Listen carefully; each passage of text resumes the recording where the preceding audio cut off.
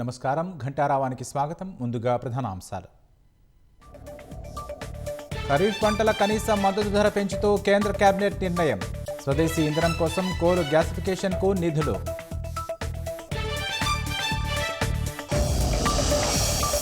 విమాన ఇంధన ధరల పెరుగుదలతో ఎయిర్ ఇండియా కీలక నిర్ణయం. కొన్ని అంతర్జాతీయ విహంగాల రద్దుకు నిర్ణయం.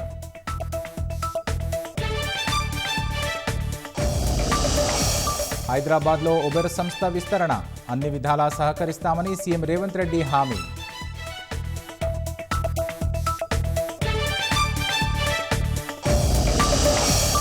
విచారణకు బండి భగీరథ్ గైర్హాజరు.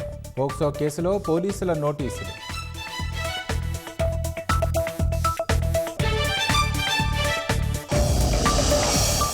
హైదరాబాద్ కౌకూర్లో నేపాలీ గ్యాంగ్ దోపిడీ కేసులో దర్యాప్తు ముమ్మరం. 6 ప్రత్యేక బృందాలతో నిందితుల కోసం గాలింపు. పశ్చిమాసియాలో మళ్లీ కమ్ముకున్న యుద్ధ మేఘాలు. కువైట్లోని బుబియాన్ ద్వీపంలో చొరబడేందుకు ఇరాన్ యత్నం.